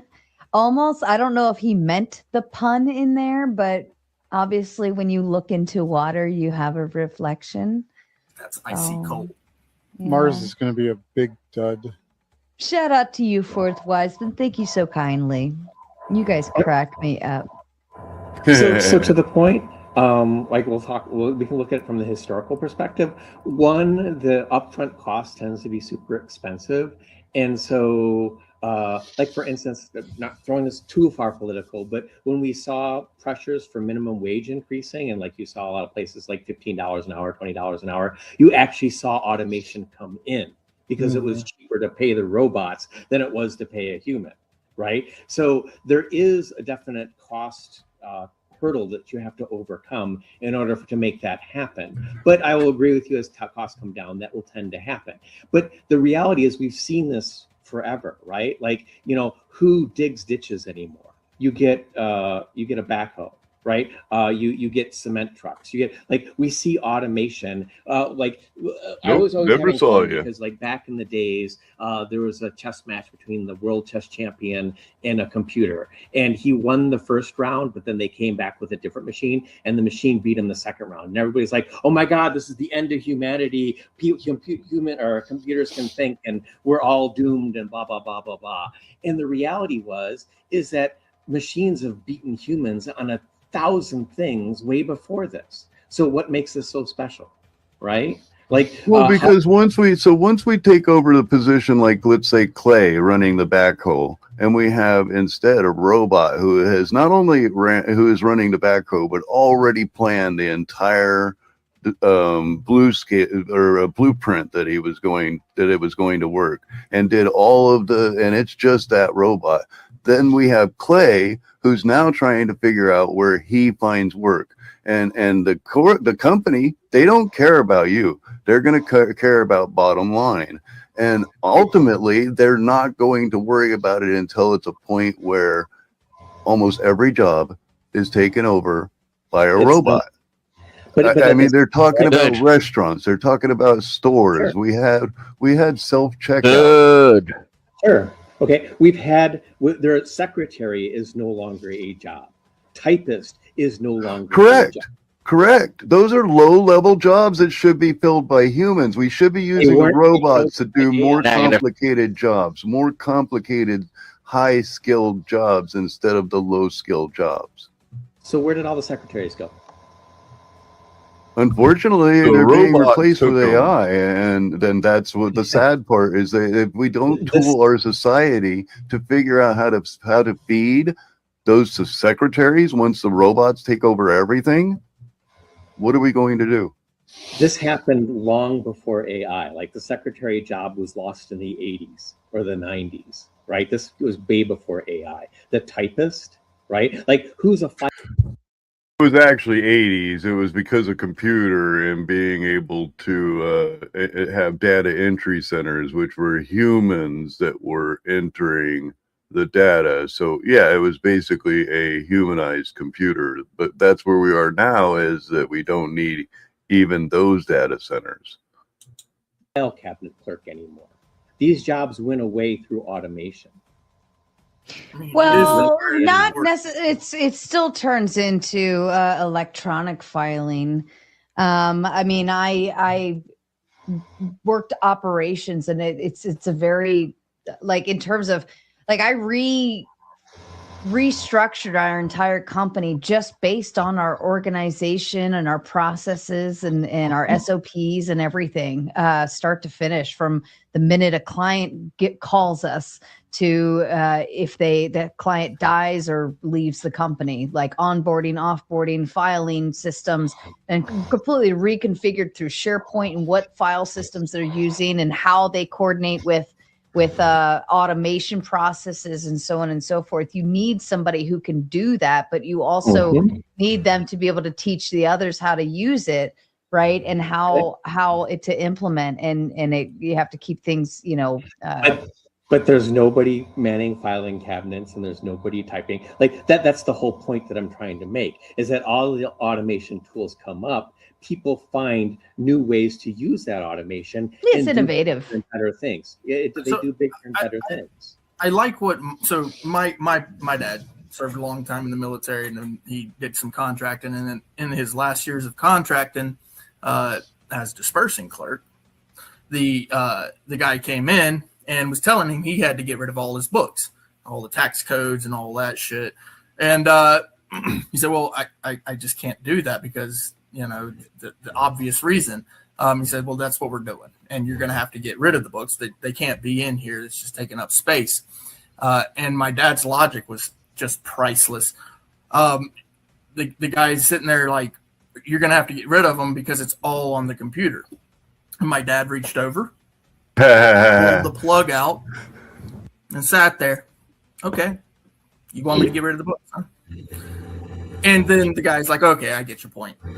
Keep the books. Right? That point right there, right? He has to be able to go and do things manually. You have to be able to go and do things manually because you don't know if the electricity is going to go out. The electricity, by the way, is this fact. That guy's a bit out of his mind, man. Concept is based on the idea that we are always going to have electricity. Good night, Wolf. The grid's always going to be there. By the way, I don't know if you know it, there's still parts of this country that don't even have a fucking grid. That's fair, and you're right, because cloud backup would be the answer to your dad's problem, right? I mean, it's another modern day solution. But my argument would be, if we no longer have the grid, no longer have electricity, we probably have bigger problems than your dad's filing cabinet. Yeah, we're not going to be worried much about AI. Yeah, no. Well, here's the thing. We're going to be worried about other things. Payroll doesn't stop because your computer went off. You still got to write. If you don't have electricity, pretty much payroll is going to stop. No, it doesn't. Yeah. That's the beauty of it. That's the beauty of having the books, right? So if you have the books, payroll doesn't stop, right? The world doesn't stop just because the electricity goes off. But if you don't have electricity and you don't have the books, then yes, you're right. It stops. 100%. You got to keep the books. You got to keep the people. You got to keep the humans. Oh, you're referring to paperwork. Yeah. I think going all digital is a nightmare because if something major happens, but at the same time, I think that we do need digital recording of stuff because integrated. Yes. Yeah, we need both. So if a fire happens, the books burn. Well, we got the digital. If a magnetic storm happens and the digital goes poof, we've got the books. Multiple And now redundant backups using that goes different back. There are no books. to the school. That goes back to the school where we came up with the problem of the AI teacher accidentally teaching the child a hallucination. I thought that was funny, and it was wrong in factual data, and the child then being graded upon that. The child in our reality can use the books the same as I did to correct the problem. The actual physical, mathematical. Yeah. No, so journal. I have a cousin who works in a library, and he was basically put in charge of a project on what books that they're going to get rid of. I and put personally onto, like am electronic means. about, and that's what I'm about to do here. Is I'm gonna and leave that is a difficult problem. Like in a if you were to minute. sit there and go to a library and say, you can Especially only right read about the these time 1,000 Sarah books, starts which ones yawning. you Yeah, can what are read? the important books? It's hard to choose. Yeah, I get you. Go on. That's a good No, point. I mean- Yeah, because like the tax code, it's the same way, right? So like, or just literally law, right? So the law gets uploaded, the case laws get uploaded, all the regulations get uploaded, the interpretations from the lawyers get uploaded, but not until it gets uploaded does the model have the information. So you're literally sitting there with all these books, it's all got to be entered, blah, blah, blah, blah, blah.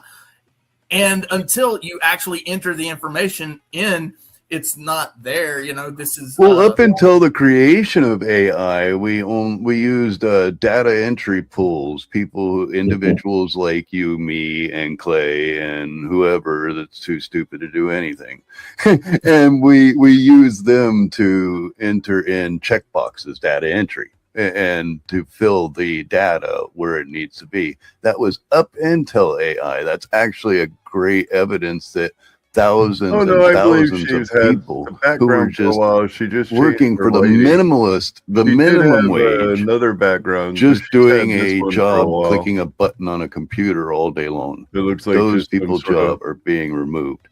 drape thing. Everything is. And how do we haven't tried to tool our society at all to fix the ultimate national problem of where are people going to work when the billionaires decide to just turn everything AI?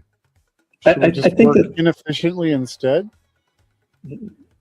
And it's going to be like you're going to find jobs. Like I bring up this example a lot because it's an interesting one. Is before the internet and the widespread with home computers, being a YouTube creative artist or being a streamer was not a thing. It didn't exist, right? But these technologies made that happen. And so to sit there and not expect that these new technologies won't create new jobs, I think is very naive. When he said that, I was like, does he realize how upside down the YouTube economy is? The largest majority, some 80%, like 79 or 80% of YouTube is over 1 million subs. Everybody else is fighting for the numbers below that.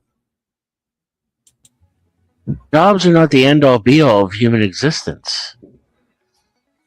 How about we replace the jobs with nothing? And the use of the internet, such as you said, to gain money, that is one step towards tooling our society to correct for such, as far as any type of low-level jobs being.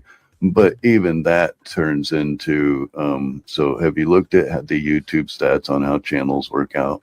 There's some 80% that over 1 million, well over 1 million, and then there's like the tiers below that are so far from that. When you get down to like 100,000, you're looking at like 7% of total YouTube, because all the rest are above that. You have a completely upside down market here, as well as the 1%ers and the 99%ers that we have here. I don't You think have we the can put it same back in the up-down, bag, to be upside-down honest with structure. you. And it's not necessarily going to help. I mean, We just got to learn it how to can live help with it. put groceries on the table for some individuals, such as, let's say, Sarah, but it can't help for other individuals who can't provide the same level of entertainment that drives the dollar to them. And then they end up just pittering out, and there's no structure. There's no structure there to fix them except for do yourself, which, I mean, are we going to turn into scavengers and where we go around collecting metal junk as they do all over Portland that I see? I don't really like that either. I would prefer that we limit the use of AI to, as I said, the highest level jobs, the highest intelligence jobs. The drafters, we can have AI draft a building just as well as we can have some dipshit like you, some dipshit like Clay. We can have AI do it much faster. We can do it. I'm sorry to keep including you, Clay, but No. We can do it much faster with AI than trying to, and at the same time leaving the restaurant open for the layman. If there's no layman jobs, who holds up the market? It's again. Fuck the market. Isn't that a paradox? What? Right? No, isn't that a paradox? How the market works. Speaking of paradoxes, you know what's funny is we actually haven't covered paradox. You guys know what the Hangman's paradox is? I believe I've heard it, but right now it's absolutely irrelevant to the conversation. So the jailer tells the guy that he's going to be executed on one day next week. So the hangman. I have to warn you guys, this is going to hurt your brain. He deduces the guy who's going to be not that it's dumb, just that, oh my God, it's totally off topic. It's going to be a random day next week. He deduces that Friday isn't very random because obviously it's the last day of the week. So it can't possibly be Friday. It also can't be Thursday because if he's already deduced that it can't be Friday, then Thursday would actually be the last day that it could possibly be. So it can't be Thursday either. And so now the snowball happens. It can't be Wednesday. It can't be Tuesday. It can't be Monday. So therefore, logically, the guy who's going to be executed can't say this, or he's saying that it's not possible that it could even happen, right? Because the randomness is pulled completely out of this. Now, let's apply this to the school. The student is told that there will be a pop quiz next week on a random day. And he logically deduces that it's not going to be Friday. He's using this Can't wrong. be Thursday either. Wednesday, Tuesday, Monday. The paradox here is that he's not describing a paradox. What he's going to end up describing by, I remember this now. What he's going to end up describing by the end of this is elimination, a process of elimination, not necessarily a paradox. He has no clue what he's talking about. The student deduces that it's just not going to happen. Okay, it's logical. Actually, here's the crazy part. The computer actually deduces the same thing logically, and so the computer actually never gives the pop quiz because guess what? Logically, it can't be random. So now here's the computers telling the student there would be a random pop quiz next week. He can't do it logically in a random fashion. So the student never gets that pop quiz. However, a teacher would deduce that logic does not apply here. This is actually the logic. Are you having a prolonged aneurysm? No, you just don't understand what the Hangman's paradox is, obviously. This is the real thing. Oh, I'm just giving you your ass. You haven't really established why it can't. How be it the links other to days. AI Just in the assuming classroom. The last day that somehow a would logic. not make allowed to be random, but you haven't established why that is. Sounded like a prolonged aneurysm to me. What do you think? Or how? No, why it be a surprise? Why it would be a surprise, right? There's no surprise to it being Friday because that's not random. There's no surprise to it being Thursday. I actually did this. That was the first thing I pointed out. It can't be Thursday. Random? If it's going to be one day next week, it could be any of the days. Because if you're still alive on Thursday, you know it's going to be Friday. Well, that's true, but you'd have to wait the entire week to know that. Exactly. Correct. Exactly. But if it comes Thursday and you're not being executed, you know it's Friday. That's not random. It's a paradox. Well, no, you've just it's elimination. Probability without substitution. So Yeah, it's he's getting doing to the final elimination. step. He's going that if it's not Monday, it's not Tuesday, it's not Wednesday, it has to be Thursday because it's probably not going to be Friday because Friday is it was process of elimination. He's not talking about a paradox at all. Telling me all of a sudden that the Hangman's paradox is not a thing. I can explain Yeah. it with using probability with. You're So describing which the day is it gonna Hangman's be? paradox Out of wrong. possible events. You clearly do not know what a paradox is.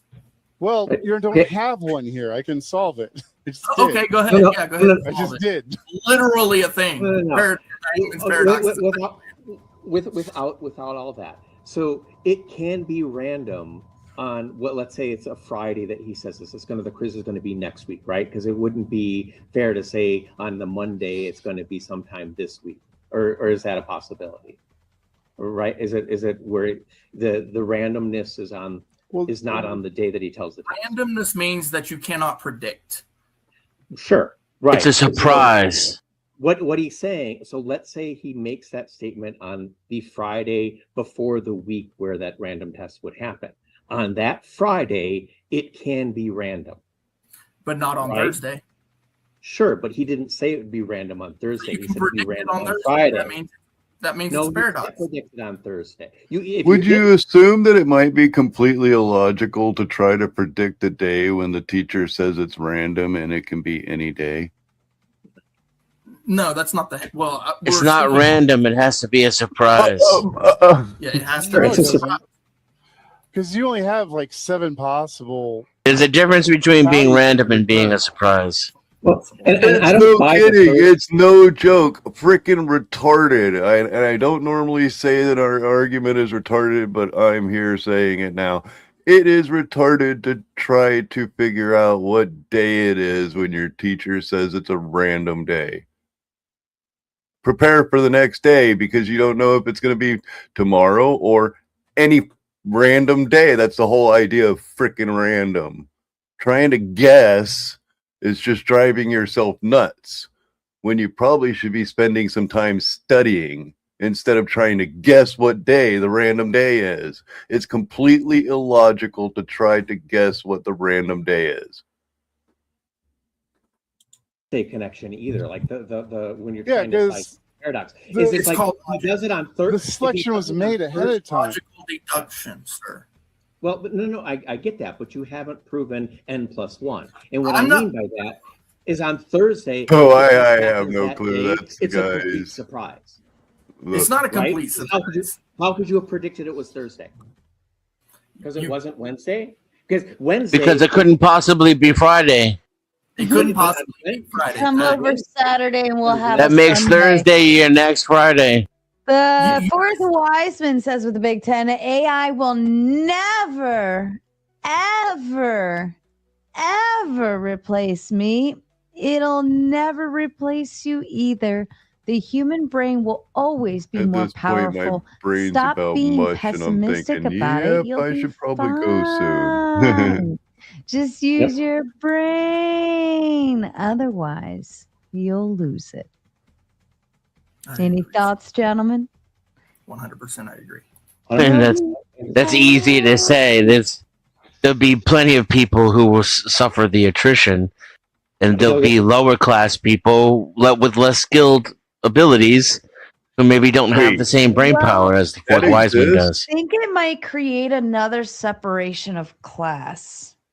You know how we have like separation on race and gender and all these kind You of made things. the claim, that are, man. It's your yeah, responsibility culturally, to back up the society claim kind of with like evidence. filled in I sometimes. don't believe But it then we exists. have the class wars between have and have nots. Right? We've seen the disappearance of our middle class and so on and so forth.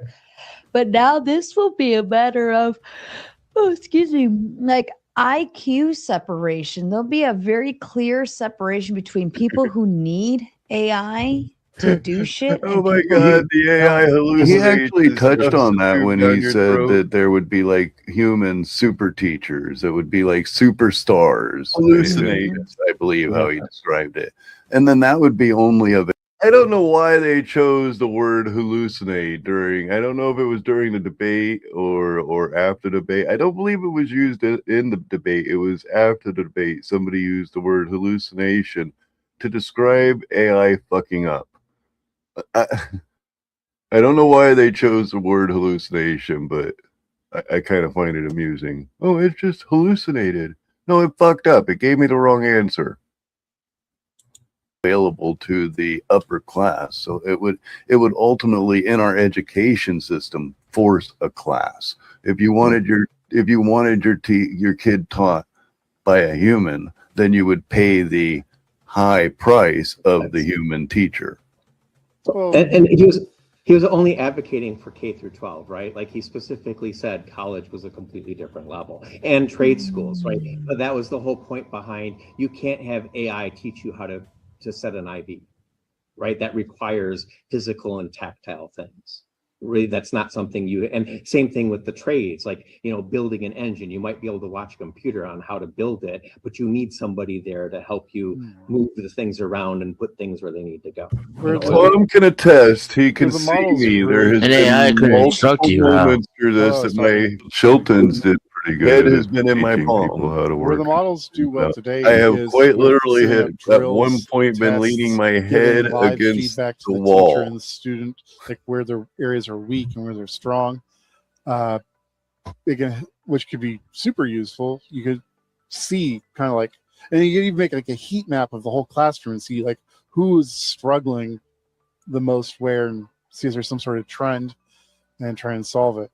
I think there is value to it. It's just, I don't think it can replace. Oh yeah, using it to map the class. I could totally see AI using it to map the education level of the class and actually put it out as a graph that you can see, such as there's problems in the classroom through where, and you could make like a colored coded map of which area the kids are not learning versus where they are. Places where maybe there's problems within the classroom that you're not noticing. Well, like just the trends, like where people are struggling the most, because if it's consistent, that would tell the teacher, oh, I'm not explaining this well enough, or I'm not giving them enough resources, Right. et cetera, et cetera. Whereas if it's kind of uneven and spread out, then it's just general personal misunderstandings, and you'll have to deal with it on one by one Individual basis, yeah, and you can actually use that AI model that you would create with that. Now, that I could totally see it. Use the AI model to figure out which students in the class, you know, Dennison X up there, he needs a little help learning. Like these are good tools. They're just, people seem to really overextend what they're capable of and expect them to be like a whole new brain, and that's just not where they're at, not even close. No, I don't agree with the instruction across the entire class, and the reason why is because there's things that I've looked up in AI that I didn't necessarily know the answer to, and you know what? I didn't learn what the fuck they said. I didn't remember it. It was shit that I looked at and saw, and it went in my Once one they ear realize- or in one eye, Once I they guess, and realize out they the have other. no So, value you know, that doesn't with us work, gone. but we'll go with that analogy. I think the I way look things up are a lot of useless. obscure shit a lot of the times, and if I use the LLMs to help out, this is where I've noticed the hallucinations the most, and it's the most prominent. It's because the information is just hardly there, and what's there is not high quality. So Because when I went to school, I clearly remember that the school didn't give me And I mean that answers. trillionaires It did in the books that I read on the way, but the school up pretty having no much value led after we're me gone. to find the answers that I needed. They didn't necessarily hand me all the answers. Yeah. They wanted to. Oh man, I'm not kidding. How many times have you went to school and they just gave you all the answers? No, you were tasked with figuring out the answers. See if I could, not only with what they provided me as an initial start, but I can continue further past that. That's Sure. what all of my teachers typically worked on, and I don't understand. I think that that's what all schools do, or at least that's what I assume. Now they don't teach cursive, so I'm fine with that. I mean, so Ant, so they already discussed that an issue, like what can help solve like some of the things that you're looking at are more what they were talking about with the small language models. And basically these aren't those general purpose ones that are trying to do everything. You find one that just focused on what you're dealing with, and you'll get much better answers that way. I agree. I like that we was talking about those SLMs. Those sound a lot more promising. I like the idea of separation of concerns. You have SLMs that are specialized in a topic, and then you can just have them all kind of at your disposal to tap into for that expertise when you need it. Right, exactly. Aren't those models usually much more expensive? No, they're cheaper. No, sometimes they're free. Sometimes they're actually just free. Oh, okay. Yeah. Well, I mean, yeah. They also use a lot less resources. But yeah. Forrest Wiseman says, I'm not special. Yes, you are. I merely do the hard things everyone else gives up on. Yourself. Is this starting to sound familiar? Life is hard. Do it. You'll get good at it and conquer all you require. That's a fundamental misunderstanding of how humans work. The fact that you do things that are hard where other people don't already makes you special. It already makes you a small percentage of the overall 8 billion monkeys who don't know shit and won't do shit. And there's people who will do it 1,000,000 times and never get it because they just simply can't. It's nice to believe that that's not true, but I severely doubt it. No, the freeloader. As a teacher, I severely doubt it. No, the freeloader problem's real. I won't deny that. All right. And then he also says #Vegas add-on. Doing easy things gets boring fast. Challenge yourself, then you never get a challenge that's too hard because you've actually built your own resilience. Naturally, yeah, I don't like getting bored. I love challenges. So yeah, they're the best. And more projection. Yeah, I figured out how to. Most people don't ever get bored. They're too stupid to get bored. They do easy shit, and it's hard for them. When I was doing lawn maintenance, I they like taught me that. how to push them over. Most people are too lazy to get bored. Then they taught me how to use the weed whacker and the edger and all that stuff. It was pretty cool. But that trimmer, man, that thing's dangerous, right? So I had to learn how to do that. And you know what? Trimmer is dangerous.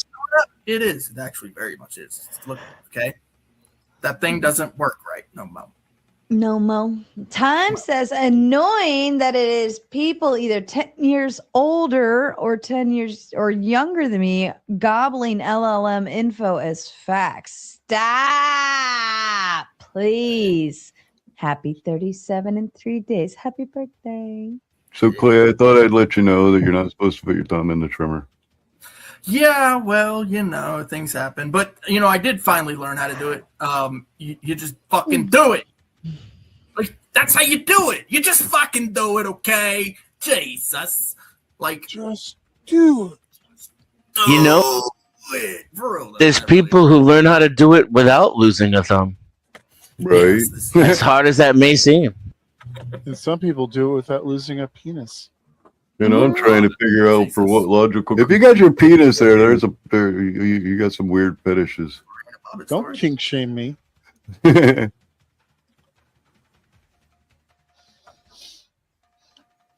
think I'm gonna dive off. Yeah, that's fun. Have a good night.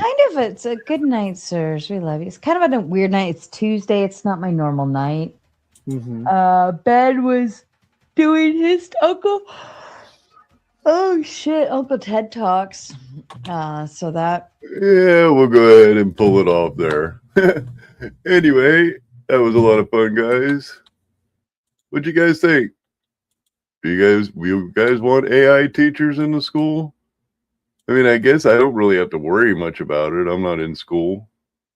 As always, you guys are awesome. Remember, you don't have to be wise. Just don't submit to stupid. Thank you very much, and have a good day. Oops. Wait, I don't want to hear that stupid thing again. We're going to pick a different one. Delay.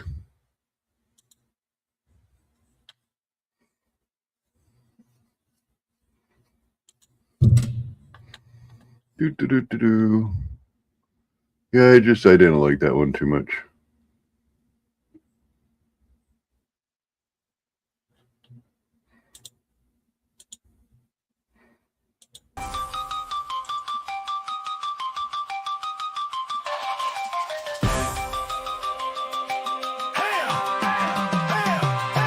It's a tough game we play on this platform you crave, chasing clicks and likes in the digital wave. With each upload, our stories unfold in a world where the truth is often sold. Oh, screw to the land of the brave, where the algorithms rule and views we crave. From viral highs to simpleton trolls, in this digital realm, anything goes.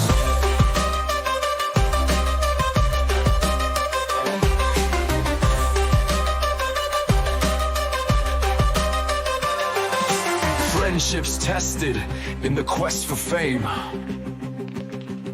Content creators, most have no shame. With every collab there's trust at stake, but in this world some friendships break. Ooh, anything goes. Screw to the land of the brave, where the algorithms rule and views we crave. From viral highs to simpleton trolls, in this digital realm, anything goes.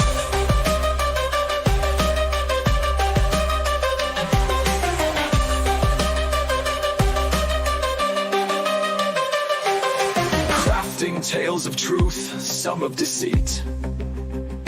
Chasing trends in a race we repeat.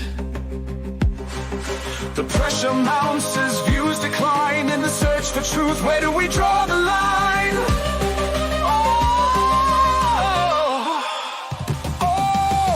Screw to the land of the brave, where the algorithms rule and views we crave. From viral highs to Oh, I pulled my back a little bit. digital realm, anything goes. Stretching.